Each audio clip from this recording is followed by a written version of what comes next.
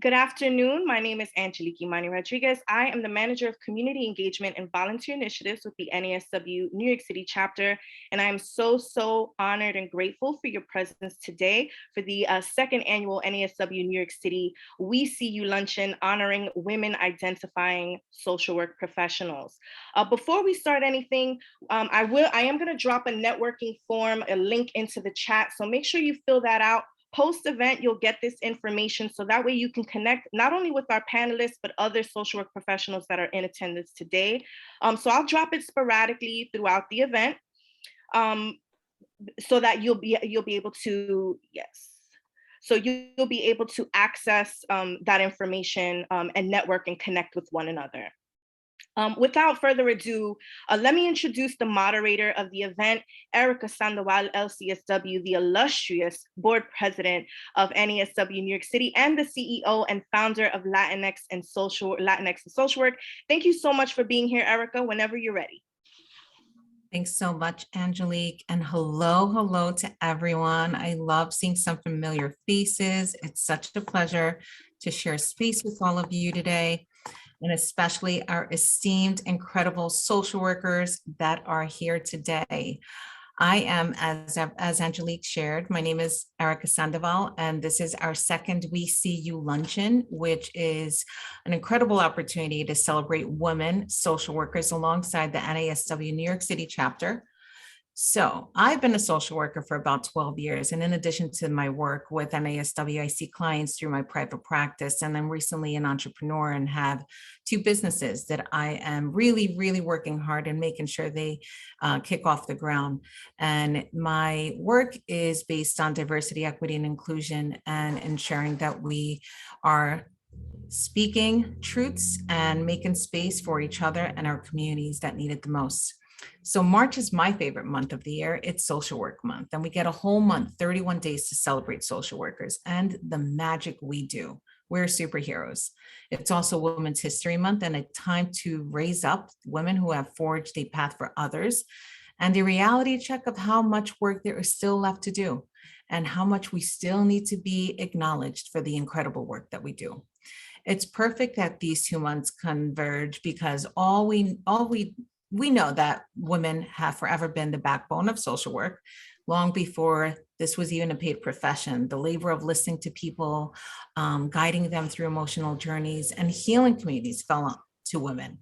So now there's a rigorous training process, and we have a formal profession field devoted to our work, but social worker remains dominated by women. That's not to say that all women social workers have that same experience. Of course, we all have different ethnicities, class, upbringing, sexual orientations, abilities, and other identifying markers drastically impact the work we do and our professional position. So for instance, the vast majority of social worker executives are white women, who is hardly representative of the populations we serve and inspire. And that's what I love about today's honorees. They're holding the social work field accountable to its core values of equity and lifting up every single person we work with, whether they're clients or colleagues or communities. They are lifting up communities. They are incredible. And they refuse to accept an inferior version of our field that is anything less than trauma-informed, self-empowering, and inclusive. So it's my pleasure to introduce our featured esteemed guests, Madeline Maldonado, who is the president of Madeline Maldonado Consulting PC and an adjunct professor at Fordham University MSW program. We have Dr. Cindy Bautista-Thomas, who is the co-founder of Velocity Visions, Inc. and a doctoral lecturer at the College of Staten Island's Department of Social Work. We have Maria Lizardo, who is the executive director of Northern Manhattan Improvement Corporation, and Yurilka Hernandez, who is the founder and CEO of Yurilka Hernandez Psychotherapy and Consultation and the senior administrator for Health and Homes Integration Services at Acacia Network.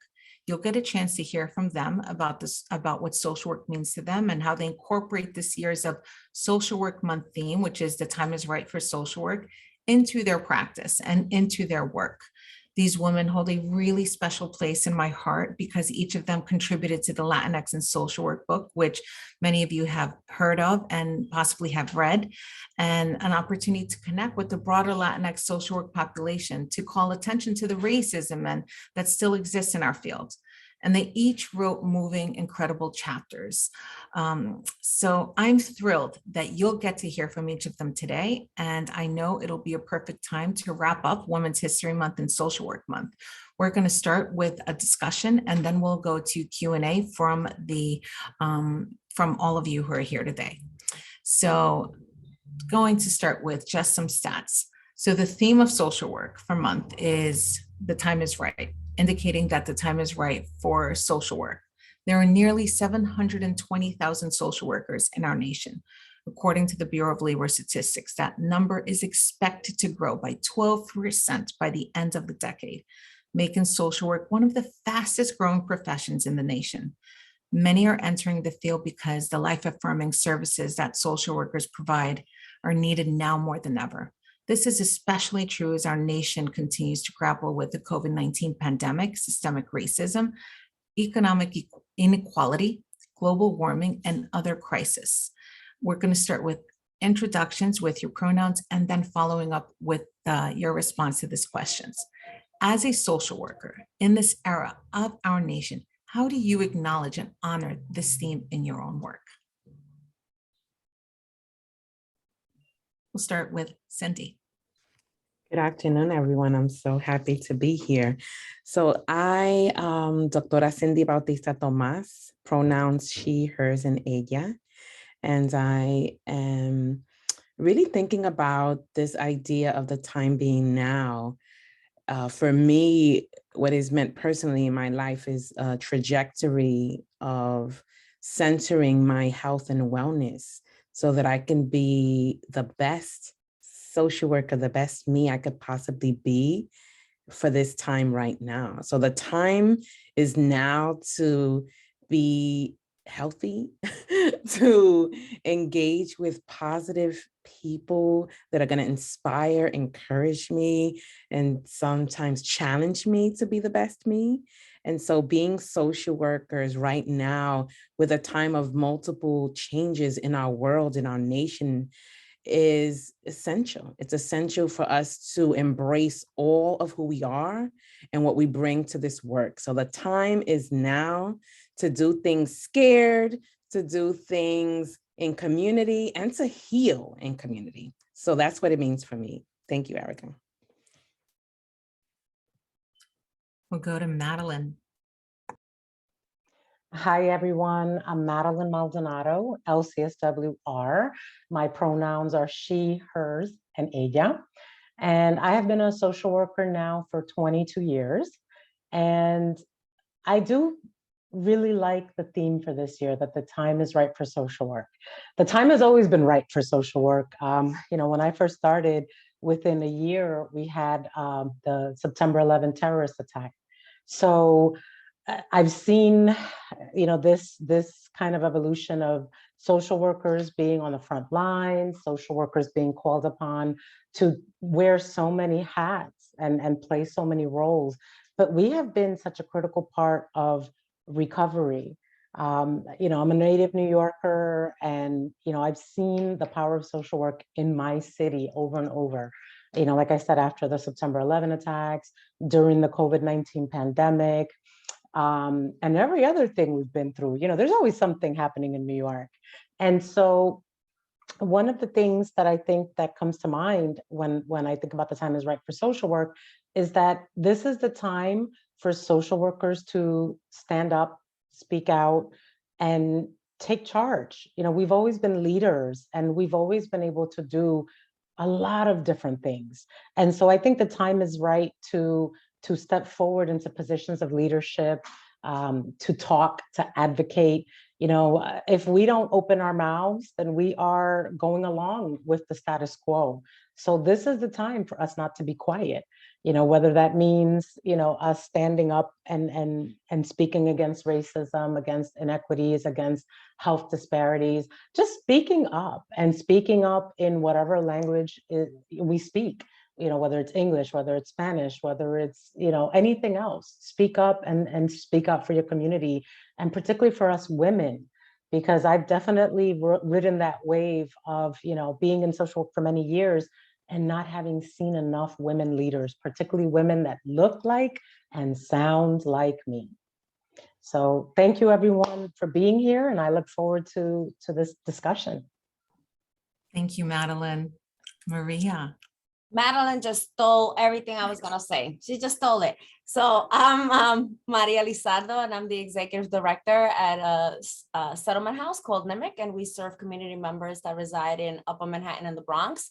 I have been in the field of social work. Well, I got my master's 27 years ago, but I have been doing this work since the age of 15, working in an after-school program, then doing prevention work, then working in the Bronx with substance abusers, community organizing. And so for me, this is a lifelong journey. This is where I'm supposed to be. This is what I'm supposed to do. And the time is right now for social workers to stand up, to push, to advocate, to get the resources that we need in our communities, to get some pay in our pockets, because it is a profession that it has been severely undervalued. We're seen as, we do God's work. Yes, okay, we may be doing that, but we still need to get paid, and it needs to be equitable. So the time is right for social workers to stand up, to hold our legislators accountable to us, to hold them accountable to our communities, to the inequities that we are seeing, to make sure that we push for legislation and budgets that truly invest and support communities. So the time is right for us to use our voices to elevate our profession and to make sure that, we get paid just as much as that attorney, because guess what? We went to school too. We had to get our masters. We have to pay for our licenses. We need continuing education credits, just like attorneys. So, I can go on and on about things we need to do, but the time is right for us to really elevate who we are. And as a woman of color who is often in the minority when it comes to being at the table as a leader of a nonprofit, I know that the time is right for me to continue to be pushing to make sure that I make space at that table. And I get to sit at that table, and that I use the privilege that I have of being at that table to make sure that I advocate and support our community members. Thank you. I love it. Amazing. Yuri. Oh my God, what can I say after all of this? Can we rearrange this again? I was happy to be last, but now I'm questioning. Well, I think that, this is a perfect time for us as advocates, for us to rise to be leaders in positions, bring our own chairs to places. I really, really love the theme, because in the last few years, and I think, COVID really hit it, the same thing on 9/11, but during the COVID era, we all experienced the same trauma so collectively. We all saw the need for our profession to rise to the next level. And with that also, we learned something, that we as caregivers and caretakers of so many different communities forgot that we are also humans. Social workers need to care for themselves as much as we care for others. And in this profession, although it is, a selfless one that we give, because we do give a lot, we always had to remember that self-care comes with that. And I think that the time is right for us to redefine our profession. Our profession has been defined by other people that, like Madeline said, they don't look like us, right? There is no person back then that when they started the friendly visitors, there were no friendly visitors of color that went to people's home, because, we were not the people they wanted to see at their doors. So the people that were there were people who didn't look like us, and they were the one who defined and told us what social work was for us.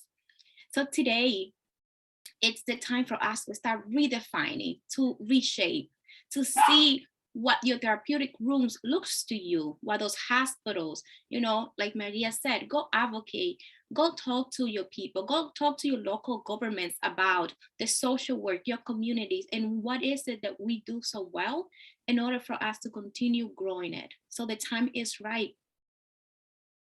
It definitely is, Yuri. Thank you so much for that.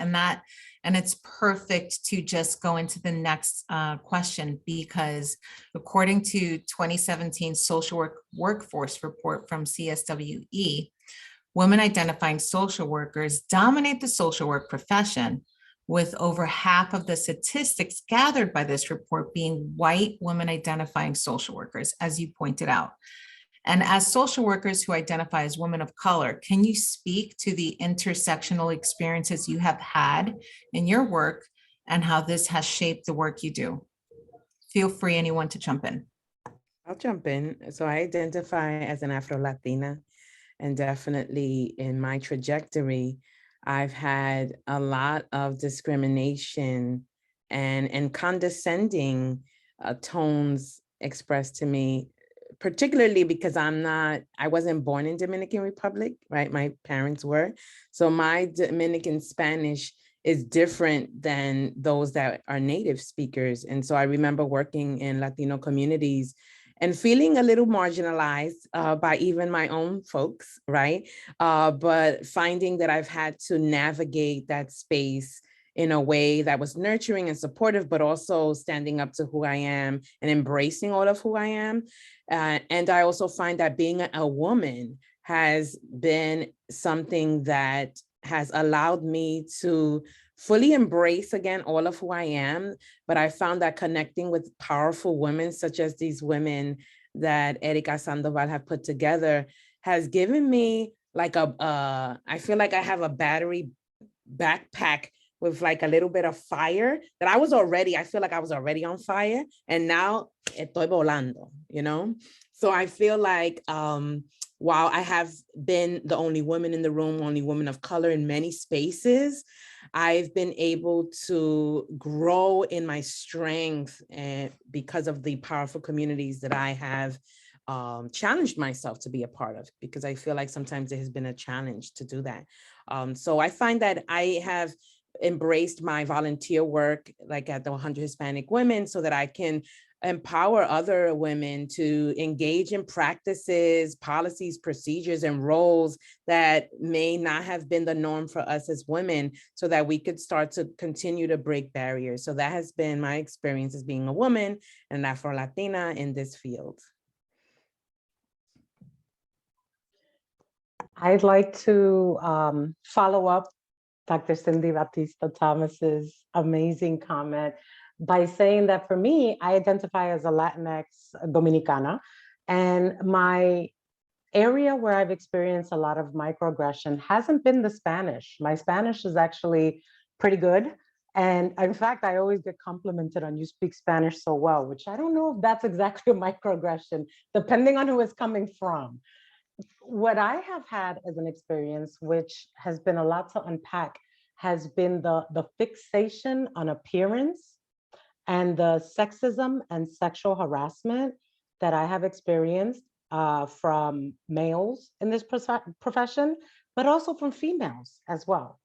So, you know, to quote my beloved colleague Yurilka here, yes, the elephant in the room is I look younger than my age, but it didn't matter whether I was coming in at 22 into social work or this was 2 years ago. The comments have always continued in terms of a fixation with appearance, and with males that have supervised me, there has been comments made, things like, you should speak to this person that you supervise about dressing more professionally. You know, I even had a former boss tell me, you know, I want the staff that works with you to look like you. This was coming from a white man. What does that mean exactly? Is, you know, did he want them to look like me in terms of being Latina, but being light complexioned, speaking eloquently, not having an accent? Did he want them to look like me because when I go to work, you know, I was raised by a very Dominican mom who always said, representa tu familia, represent your family. So I would show up to work coordinated to the nines. This is what I'm known for, you know, matchy and the purse and the heels. But this was the focus of my work as a clinical director. You know, I'm being told in supervision to make sure the staff looks like me. Not, Madeline, what are the policies and procedures and what is your vision for the program? None of that. It was, and this was with me having 20 years of experience in this and having audits on my resume that have been exemplary, quote, and I'm being asked to talk to staff about wearing high heels and putting on makeup. You know, when I asked for a change in my schedule, I was told by a former boss, maybe you can wake up earlier and then, you don't have to worry about spending a lot of time getting ready and then traffic. You don't know if the reason I'm asking for a change in my schedule has to do with a sick family member. Instead, again, we're talking about hair, makeup, and grooming. And this has been an assumption that I've had from women and from men.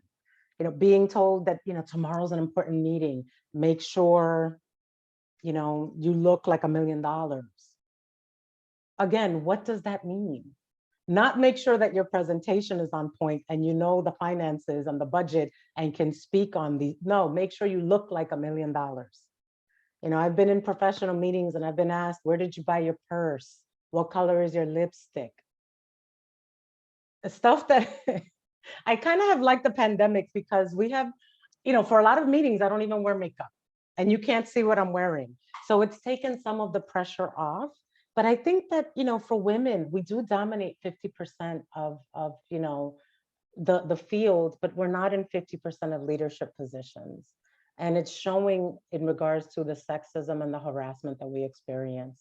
So, I just want to shine a light on that because, for years, I thought I was being too sensitive by reacting to those things. But I realize now those are the very things that are oppressing us. They're the very thing that keeps women, although we're dominating the field, from being paid equitably.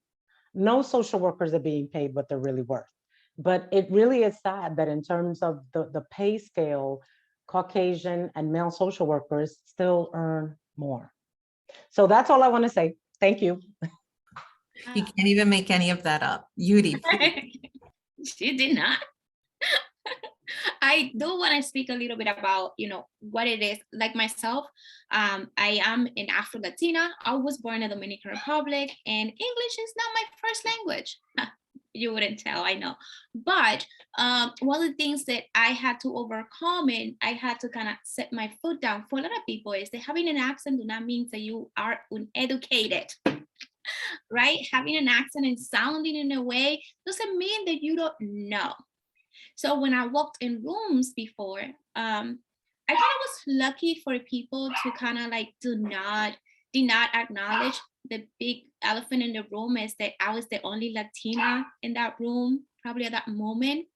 I was not the person who was coming to pick up the garbage or to bring you coffee.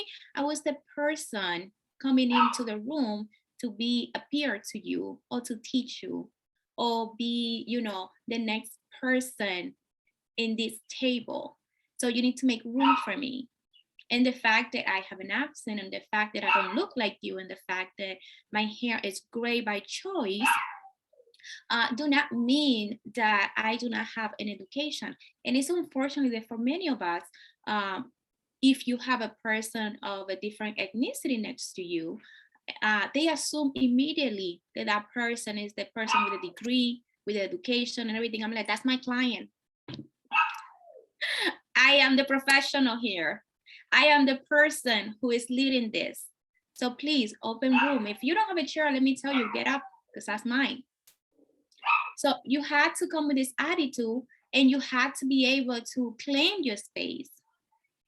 So yes, many people will, doubt who you are. They would doubt where you come from. They would doubt your credentials that we work so hard for just because you don't look like them and you don't sound like them. So I learned very quickly that you have to claim your space and be like, well, ¿qué tú quieres que te diga? I can speak to you in 2 languages and you can only speak in 1. That's right, Yuri. That's right. So many gems. Maria. So I am first I'm gonna say that this must be the Dominican panel because my 3 other sisters on here, Dominicanas, and I am Dominicana. We're all over the place. So I do identify as Latina, and I'm very proud to say that I'm also a social worker. And I make it a point to say these things when I'm sitting at tables where there are other executive directors who are white who are male, who are attorneys, who have a master's in business administration and not in social work. Because there's a lot of misconception when it comes to our work and our profession that we just do therapy, which is great work, but no, we're not just therapists. We do group work, we do community organizing, we're administrators, we run our businesses. You know, private therapists, you're a therapist, but you're running a business. So guess what? Yes, I'm a social worker, but I'm running a business. I have a responsibility to make sure that NIMIC is fiscally sound, that we're taking care of our staff, that we're adhering to our mission, that we're adhering to all the compliance that we need to as a nonprofit. So guess what? I am running a business and I have a social work degree, and you may have a master's in business, but I'm doing the same work you are. And I've had to learn in these last 7 years that I am showing up as who I am. I no longer relax my hair. I don't do rolos. I'm there with my pajón. I have good days where my curls are behaving. I have days where the humidity, I show up con este pajón that I take over the whole table. And guess what? That's okay. And so I've had to learn to embrace that. I've had to learn to embrace my Dominicanness, to show up with my vaina and to be who I am in these spaces, whether it is with other executive directors at foundation meetings, whether it is with government, that we're having an advocacy meeting and we're lobbying for things, whether it is at a press conference. I show up as who I am. And guess what? They're going to have to either embrace it, accept it, or kick rocks. That's where I'm at this point in my professional career. That's why I look up to you so much, Maria. You're such an inspiration. And it's so true what all of you said, Cindy, Madeline, Yudi, Maria, that it's so important for us to claim the spaces and to take up the space and be unapologetic and really show up authentically, organically, as our true selves. And it's so hard to do that at so many times. It can be really weighing. And as we all know, and the reasons why we contributed our narratives into what we put together is for others to understand that they're not alone and we are experiencing this, and for us to name it and be able to share that space so we can heal collectively and also be louder collectively. And as New York City social workers, we're very unique and special, and we work extremely hard to support our communities and our clients. And as social workers working in or that are from New York City, with the recent reports of rising crime, homelessness, drug use, and so on, what kind of suggestions or tools do you think are needed to create change and support those who need it the most during this time in New York City? Whoever would like to start. I can start in terms of what I'm thinking about is for 12 years, I worked in higher education at an Ivy League institution where I did field education work, where most of the students I worked with were white women, right? And so a lot of the challenge was in them embracing New York City and all that New York City brings, including, you know, race, ethnicity, the socioeconomic differences, the poverty within the communities, the violence within the communities. And so, you know, a lot of what the work consisted of was in educating them in terms of self-awareness, in terms of like what biases, implicit biases, what views they had of our communities, right? Because we, you know, you said it earlier, Erika, you know, the majority of social workers that are out in the field are white women. And so what was my role as a Latina, the first Latina ever hired at this Ivy League institution in a field education role, in supporting them in supporting my community, basically, right, in New York City. And so, you know, empathy was something that, you know, it's not something most people are born with. So it was really having empathy for the community and for the historical intergenerational trauma that many of our communities have been experiencing, but also being vulnerable to what's showing up as you're working within these communities, knowing that they already have tons of strengths, they have tons of tools, and we've been doing that damn thing for centuries and years and thousands of years. And how could communities that don't look like us come in and really be in partnership and in collaboration with communities, be it as clinical therapists, as community organizers, or as social work educators. I'm a social work educator, and part of the reason why I made the shift in my career was because I wanted to be part of the solution, because there was so much that I was seeing in terms of how social workers were being educated, that I wanted to be a part of that shift. And so a part of that is bringing in my Bronx Latina self. I love what Maria said, because when I'm in front of a room teaching, this is me. I talk slang. Sometimes a vaina comes out. And I love it. And I'm like, yeah, I'm Doctora Cindy Bautista-Thomas that grew up in the projects in Highbridge.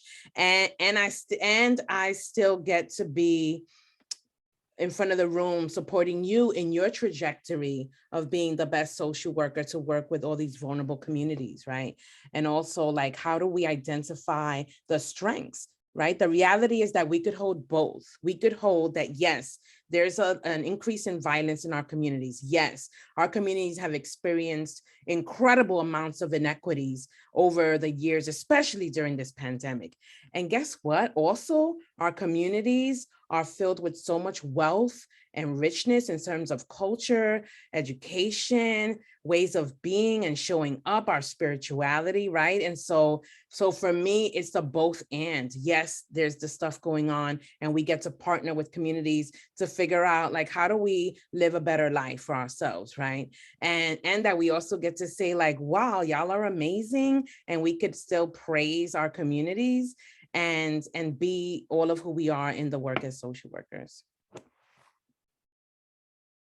That's right. That is right. It's the both and, capitalize and. I love that. I love that. We need to put that on a t-shirt. I think that there's so much to say about that. I also feel, just want to add a couple of thoughts that I had in regards to how we provide supports to our places that we are working in. So if you're in a company that you are the only Spanish speaking social worker, it's also very weighing on us, because sometimes there's not enough of us, and we are doing the work of 4 social workers because there's so much need and there's not enough of us, and then we're not getting paid equitably for the skills that we bring to the table. So I just wanted to add that as well. And I love everything that you had said, Cindy. Madeline, I see that you unmuted yourself. So one of the things I'm thinking about is, we all remember at the start of the pandemic when people were being filmed fighting over toilet paper and other necessities, right? These were so-called high functioning, a lot of professional people, and all that went out the window when you didn't think there was toilet paper. And you saw people behaving in ways that it was like, Dios mío. Well, when I look at New York, I think that metaphor can be used. Our people are screaming. They're fighting because there's a scarcity of resources. During the pandemic, yes, we've seen, a rise in crime and all these things. But what we're not talking about is that a lot of people lost their mental health services, or the mental health services got switched to video, which all of us here clearly are technologically capable people. We have computers. I have that gigabyte internet, which is instant. But what about my clients that have the government prepaid phone that they don't even have a phone that can do video, or their screen is cracked, So they have been thrown into this new way of living that is really stressful for them. When we were all trying to get vaccinated, and if you didn't know how to access all the apps and the this and the that, you weren't getting vaccinated. Getting to see your doctor, if they're telling you that now it's by telehealth, or you have to go in through the portal. Oh my gosh, the healthcare portal to schedule an appointment, to look at your results. It is so stressful. And we don't think about that. Instead of thinking about, okay, we've seen an increase in crime, have we seen an increase in mental health services and funding for programs, an increase in police officers of color that are trained and culturally competent, best practices for policing communities of color?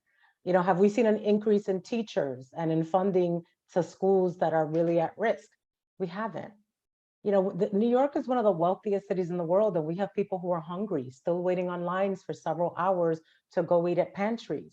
And in the 22 years that I've been doing this, unfortunately, it's been the same cycle where people are living on very, very, very little money. You know, public assistance is not enough. Food stamps is not enough to cover basic needs. You know, most of us in New York can barely afford the rent. And that includes those of us that are quote unquote doing well and earning money. We're still spending 25 to 30% of our monthly income on rent. You know, I think about this, you know, how does the client that I see pay $2,200 for a 2-bedroom apartment on what they earn a year? I mean, how are they surviving? And so when you combine that and the anger that people have and the frustration and that people are becoming more aware of the disparities, yes, you have people acting out and breaking down, but it is in response to. And I liked what Dr. Cindy said, you know, about we need to train more social workers. You know, I know everybody on this panel, we love our community. We're not afraid of our community. You know, I'll walk into a project any day of the week. Nobody harasses me. You know, that I do not get sexually harassed in the projects. Instead, I get, good morning, mommy, have a nice day. So I'm not afraid to walk into those spaces and be with my Black and brown people, my Spanish speaking people. You know, when those clients come into the offices and they're talking loud and they're cursing, I'm like, relax, pa que no llamen, you know, security, but I know you're mad. Tell me what's wrong. You know, that there's a way that we can respond to these people that need help that is culturally competent. And I think that that's so needed. You know, graduate schools are trying to catch up, but we also need professors of color who will talk authentically and be ourselves and educate these students, whether they're white or any other ethnicity or race, educate them about what it really is like to serve these communities.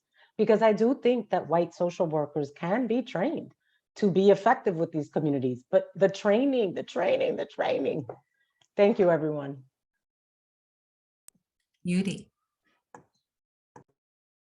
Well, I think what Madeline just said, it goes a perfect segue to, you know, my little point, which is, you know, the education system, it's not motivated and it's not properly training the new generation of social workers, not even my or any of your generation, to be effective leaders in the communities that we live, right?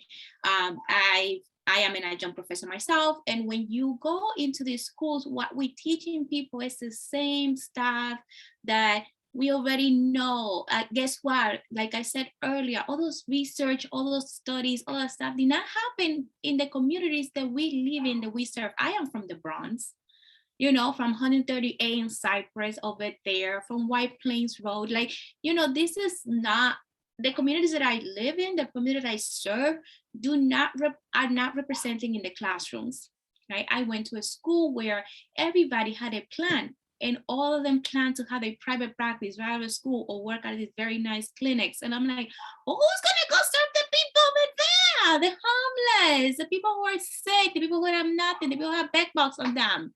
Like, have you ever seen a bedbug and your client walking and you're like, yeah, those are the people that actually are in need in the community, but nobody wants to serve them. You know why? Because we are not properly trained to serve them. We are not properly trained to be able to work with these communities, right? The social work is being left behind in a capsule time, frozen in time by the education system. And when I said earlier, the time is right now, the time is right now for us to redefine the social work.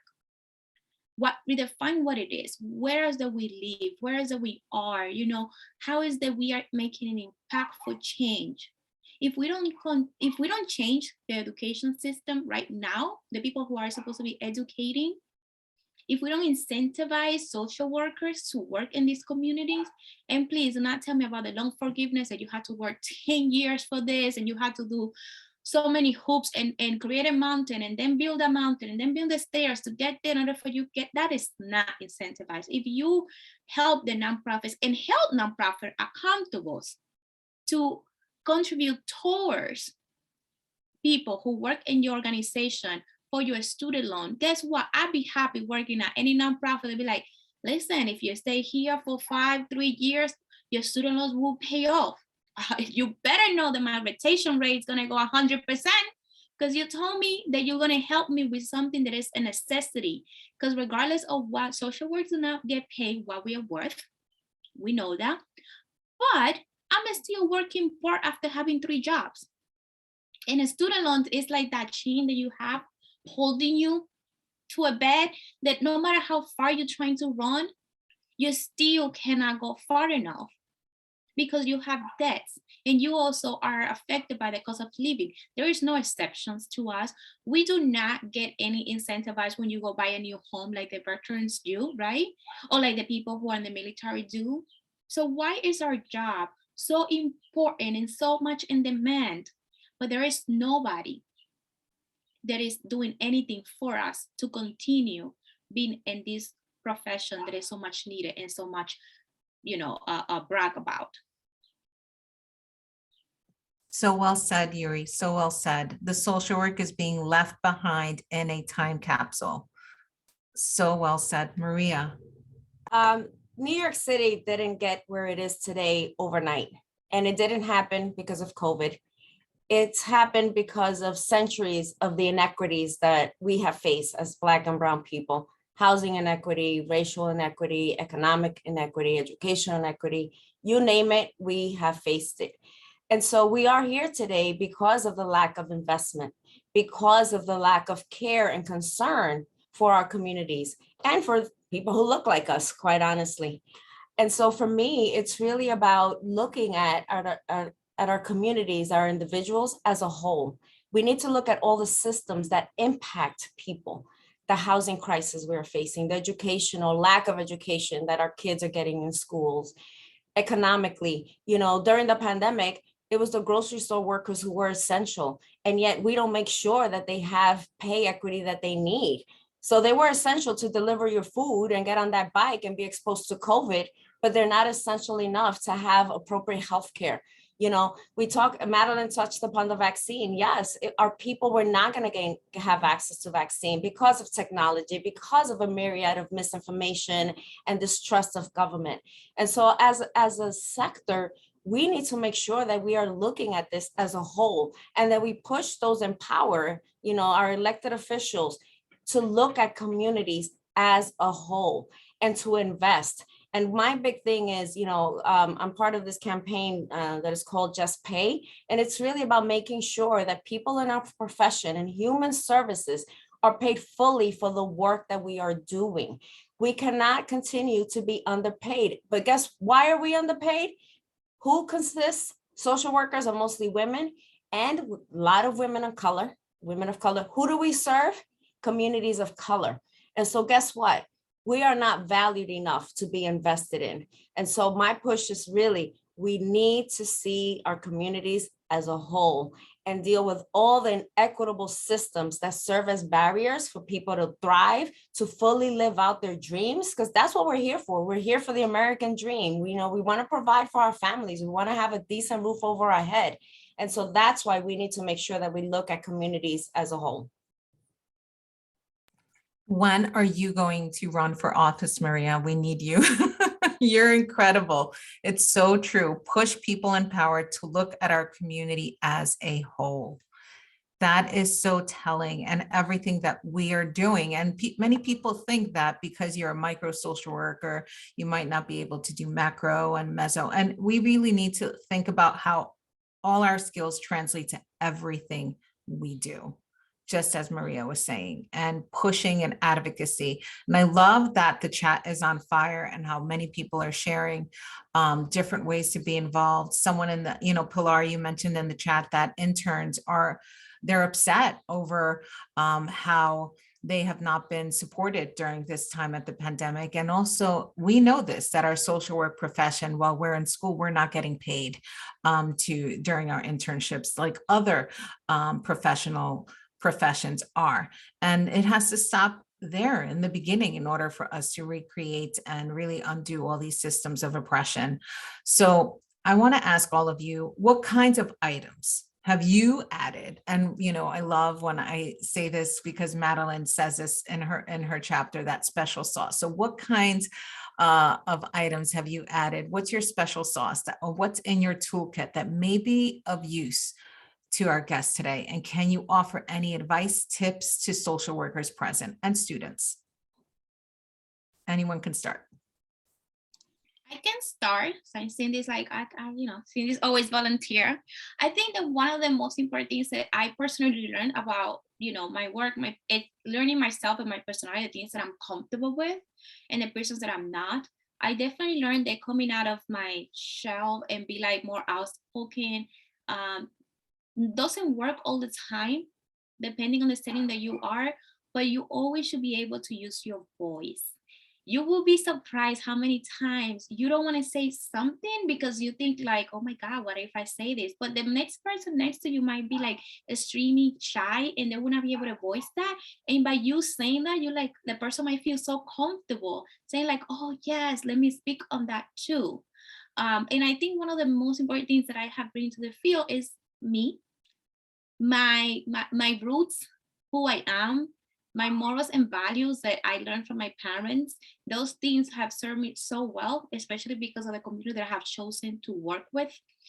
I don't work with rich people. My private practice is targeted to work with professionals like myself who cannot afford insurance at a low rate to pay out of pocket. Because when I was looking for a therapist myself, I couldn't believe that everybody was, charging this a large amount of money. And I'm like, wow, that's my light bill. Like I'm a working poor. How can I afford that? I'm like, where's my insurance coming through? So for me, it was very important to create a space where a professional like myself can go and find a therapist and be comfortable. So my work, and I think Cindy said earlier, I bring me to the room. There is no sugar, there is no coding, there is nothing. There is a Latina, Hispanic woman in front of you with an accent, 5 foot tall, with great hair, who is very loud and says whatever she needs to say. And I make no apologies, because I'm used to apologize way too much for things that were not mine. So I do not take anything that doesn't belong to me. And with that being said, I do not apologize for being me. I love it. I love it. I'll go next. I think I've learned in the time that I've been a social worker more than anything, just to really be okay with being myself. So many of us who are, first generation born here, but daughters of immigrants who still have one foot in a native country, it's very hard to navigate that dance. Like for many years, I wouldn't be very open with people about how much I love music that's considered to be ghetto. In fact, my colleagues would even say, ay, pero tú si eres ghetto. You're playing that music in the office. I love it all. Trap music, reggaeton, anything that tra, what you hear in strip clubs. Yes, that's my music. Okay. The louder, the better. And, anything that shines, stereotype, and for a long time, it was like, no, you have to suppress that because that's the stereotype of people of color or Latinos who don't have money or who are not educated. So now I'm really okay with being myself. I'm okay with my love of, just moments where I just want to be who I am. And I've made my peace with, you can be highly educated and very smart and very, very good with words and writing, and flip it. I can speak in the Dominican street style very quickly and then go back to speaking like Professor Maldonado.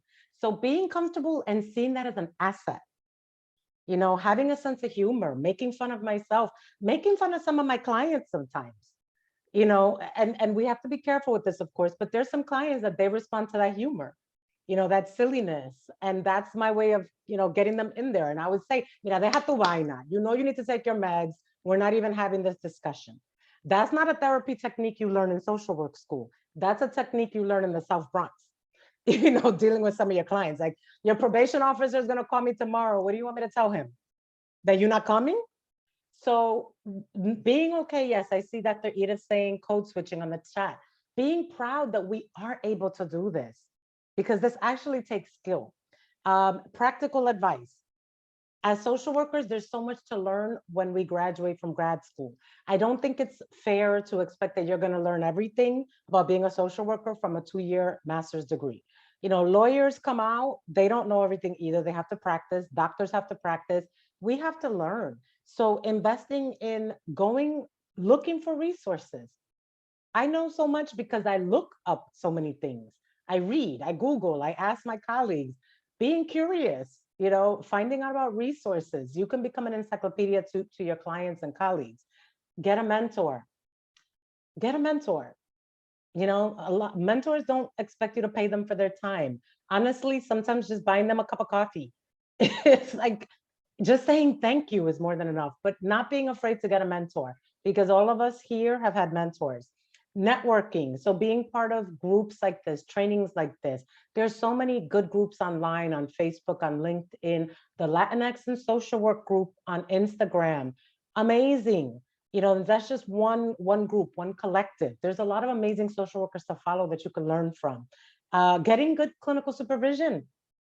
If you're not getting it at the agency, stop complaining. Go look for one. I think all of us here provide clinical supervision, or we can link you with people who provide clinical supervision. So look for it, because again, you don't know everything. I don't know everything. None of us do. And then, you know, not being afraid to just be transparent that we don't know everything, that we're still growing, we're still learning, we still have much more to do. You know, those are the things that I can say are my secret sauce. You know, when I don't know, yo no sé. I love But that. I'm going to look it up. That's right. It's so true.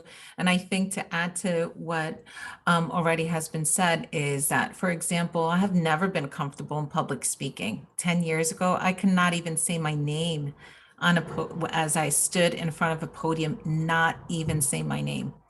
And 10 years later, I can't stop, because I have embedded in my system that I can, and I will try and connect with people that you can look to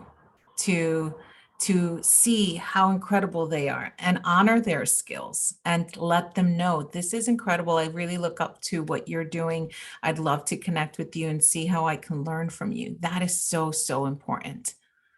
Maria, did you want to add anything? Yes, I was gonna say my special sauce. If you don't ask, you don't get. If you don't demand, you don't get.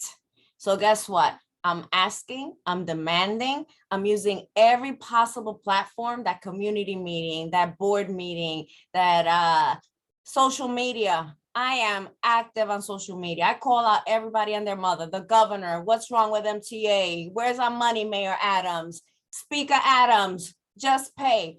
Everyone, local elected officials, everyone. So I use every possible platform at my disposal to ask, to demand for our communities, to share information, to highlight things when they're inequitable. And guess what? I am not afraid, because I have nothing to be afraid of. I am respectful, but I will demand, because if we don't, guess what? We're going to be glossed over, skipped over, and nothing is coming to our communities. So I spend all my days, people think I don't have a job. I do, but I will use social media. I'm out there tweeting, fulano de tal, where's my money? Fulano de tal, where's the mental health resources we need? Fulano de tal, what's happening with this pothole on 176 in Wadsworth? And that's what, as a collective, we need to utilize our power as individuals and build that collective, because guess what? If we come together, oh, money would be pouring into our communities, resources would be pouring into our communities. So we have a responsibility to call out all those fulana de tal and fulano de tal and make sure that they invest in us and in our communities. I love that. I love that. Thank you, Maria. Now, I know we only have 4 minutes left, so just really quickly, what do you wish someone would have told you before you became a social worker? Just very quickly, like maybe one sentence or two, just to leave people thinking, like, I wish someone would have told me this. I'll start with, I wish somebody would have told me, so I don't use the word code switch. I use the word translanguaging. I'll put the definition in the chat box, because translanguaging is a term that centers social justice, where you embrace all the languages that in your repertoire, right, as equal, right? Where code switching centers the European English language. And so for me, I wish somebody would have told me that it was okay to trans language in the beginning, because I felt like I was trying too much to be the dominant culture English Cindy, and it didn't work too well. So I wish somebody would have told me, girl, talk about la vaina. I love that. And that's all I'm gonna say. Thank you. I love it, Cindy. Madeline, Maria, and then, oh, Yudi, please. Go, Madeline. So I can copy your homework. I wish someone would have told me. I wish somebody would have told me that I really could be accepted and be really successful just being myself. Period. I love That being my secret sauce was going to make me more successful than trying to fit into something that I wasn't. I love it. I wish somebody would have told me that when they said you can be successful at anything, that wasn't true. If you're a female, if you're a woman of color, that did not apply to me or to any of my peers. I had to redefine success. And I really wish somebody would have told me that. Beautiful. I wish someone would have told me that the pay was so crappy and that I would have to, that is, yes, it's great to feel rewarded for your work, but guess what? I still got to pay my bills. So I wish someone had told me the pay would be so crappy and that I would have to work so damn hard to be able to make a decent salary, to become an executive. And that's the way that I'm able to get paid more in this profession. I love that. I love that. And I wish someone would have told me how to become a business owner, because I would have become a business owner a long time ago, because then you are paying yourself your worth. And don't forget that, everyone. So I am so excited to have shared this space with all of you. And thank you so much for being here. We honor you. We see you, all of you, for being the incredible contributors, leaders, and social justice warriors in our profession. Cannot wait to hear more about everything that all of you are doing. And I, again, thank you. Happy Social Work Month. I know we are 1 minute away and we don't have enough time for questions, but want to just say congratulations to all of us that are here today sharing space, because we are now a bigger community that can support each other. So thank you for being here today. Thank you. Thank you, everyone. And I just want to, again, encourage everyone to connect with us on social media, Latinx and social work. You can go on that Instagram and connect with the rest of us there. We all follow Latinx and social work, so it won't be hard to find us. Okay. Yes, feel free